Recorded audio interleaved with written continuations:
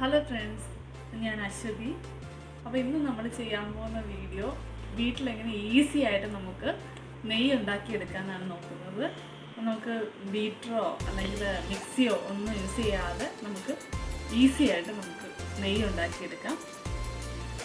അതെങ്ങനെ ചെയ്യുന്നതെന്ന് നോക്കാം. നമുക്ക് വീഡിയോയിലേക്ക് പോകാം.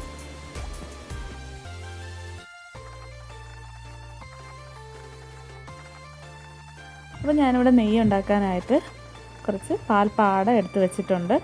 അത് ഞാൻ ഫ്രീസറിൽ വെച്ചിട്ടുണ്ടായിരുന്നായിരുന്നു. കുറച്ച് തണുപ്പൊക്കെ മാറി പുറത്തെടുത്ത് വെച്ചിരുന്നതാണ്. ഇപ്പോൾ ഒരു 2 ആഴ്ചത്തെ പാൽപ്പാടയാണിത്.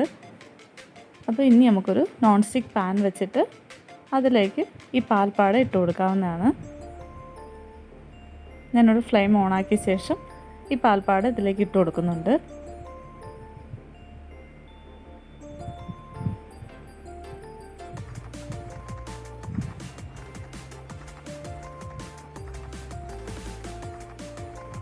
ഇപ്പോൾ നമുക്ക് ഇതിൻ്റെ സൈഡിലെല്ലാം നെയ്യ് തെളിഞ്ഞ് വരുന്നത് കാണാൻ പറ്റും.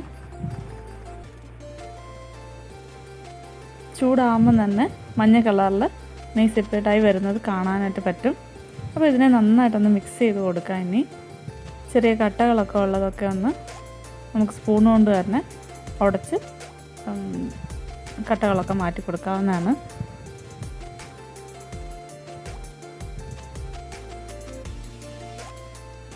അപ്പോൾ നല്ലപോലെ ഇത് തെളിഞ്ഞ് വരാൻ തുടങ്ങിയിട്ടുണ്ട്. ഇപ്പോൾ ഇത് തിളച്ച് വന്നിട്ടുണ്ട്. അപ്പോൾ നമ്മൾ ചെറുതായിട്ട് ഇളക്കി കൊടുക്കണം, അടിക്ക് പിടിക്കാതെ നോക്കണം. തിളച്ച് തുടങ്ങുമ്പോഴേക്കും ഇത് നെയ്യ് തെറിക്കാനായിട്ട് തുടങ്ങും.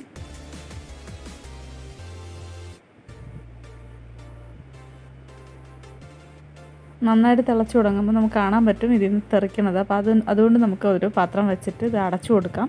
ഇടയ്ക്കിടയ്ക്ക് തുറന്നതിന് ശേഷം ഇതൊന്ന് ഇളക്കി കൊടുത്താൽ മാത്രം മതി.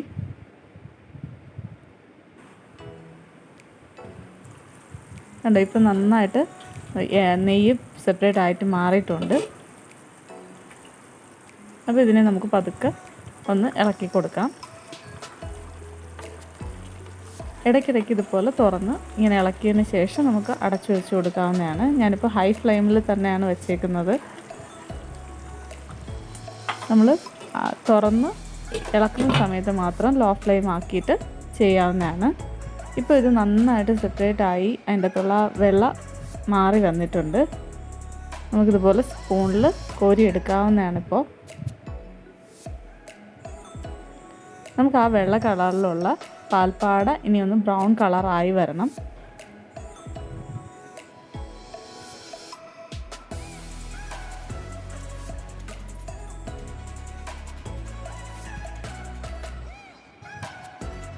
ഇപ്പോൾ ഇതിൻ്റെ അകത്തു നിന്നുള്ള നെയ്യെല്ലാം മാറിയിട്ടുണ്ട്. ഇപ്പോൾ ഇത് ബ്രൗൺ കളറായി വന്നിട്ടുണ്ട്. ഈ ഒരു പരുവം വരെ ആയാൽ മതി. ബാക്കി ഇതിലിരുന്നിട്ട് തന്നെ അത് കുറച്ചും കൂടി ബ്രൗൺ ആവും. നമുക്ക് ഇത്രയും ഒന്ന് ആവുമ്പോഴത്തേക്കും നമുക്ക് ഫ്ലെയിം ഒന്ന് ഓഫ് ചെയ്ത് കൊടുക്കാം. ഫ്ലെയിം ഓഫ് ചെയ്യുമ്പോൾ ഇത് കുറച്ച് പതഞ്ഞ് മുകളിലേക്ക് വരും. അപ്പോൾ അതുകൊണ്ട് നമ്മൾ കുറച്ച് വലിയ പാത്രം എടുക്കുന്നതായിരിക്കും എപ്പോഴും നല്ലത്. ഞാനിപ്പോൾ ഫ്ലെയിം ഓഫ് ചെയ്തിട്ടുണ്ട്. ഇപ്പോൾ നമുക്ക് കാണാൻ പറ്റും ഇത് പതഞ്ഞ് മുകളിലേക്ക് പൊങ്ങി വരുന്നത്. അത് നമുക്ക് ആ അടുപ്പിൽ നിന്ന് വേറൊരു സ്ഥലത്തേക്ക് മാറ്റി വയ്ക്കാം. അപ്പോൾ അത് പെട്ടെന്ന് തന്നെ താണു പൊക്കോളും. അതിനുശേഷം തണുത്തതിന് ശേഷം നന്നായിട്ട് തണുത്തതിന് ശേഷം നമുക്ക് വേറൊരു കുപ്പിയിലേക്ക് മാറ്റാം. ഇപ്പോൾ ഇത് നന്നായിട്ട് തണുത്ത് അതിൻ്റെ അകത്തുള്ള പതയെല്ലാം മാറി അത് നല്ലൊരു ബ്രൗൺ കളറിലായി മാറിയിട്ടുണ്ട്. അപ്പോൾ ഇനി ഞാനിവിടെ ഒരു ചെറിയൊരു അരിപ്പെടുത്തിട്ടുണ്ട്. താഴെ ഒരു പാത്രം വെച്ചിട്ട് ചെറിയൊരു അരിപ്പെടുത്തിട്ടുണ്ട്. അരിപ്പിന് മുകളിലേക്ക് ഒരു നല്ലൊരു കോട്ടൺ തുണിയാണ് ഇട്ട് കൊടുത്തിട്ടുള്ളത്. അപ്പോൾ ഇതിനകത്തുള്ള പൊടികളൊന്നും നെയ്ക്കകത്തേക്ക് വീഴില്ല. നമുക്ക് നെയ്യ് നല്ല ക്ലിയറായിട്ടുള്ള നെയ്യ് കിട്ടും. അപ്പോൾ അതിന് വേണ്ടി ഞാൻ വലിയൊരു അരിപ്പെടുത്തിട്ട് അതിൽ കൂടെ ഈ നെയ്യ് ഒഴിച്ചു കൊടുക്കുകയാണ്.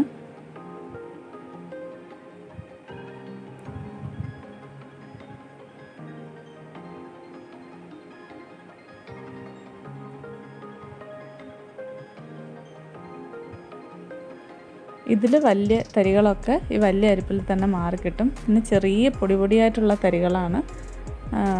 അത് നെയ്യിൽ വീഴാതിരിക്കാൻ വേണ്ടിയിട്ടാണ് ഞാൻ താഴെ കോട്ടൻ്റെ തുണി വെച്ചിട്ടുള്ളത്. ഇപ്പോൾ നമുക്ക് കാണാൻ പറ്റും കോട്ടൺ തുണിയിൽ നമുക്ക് തോനെ പൊടി കിട്ടിയിട്ടുണ്ട്.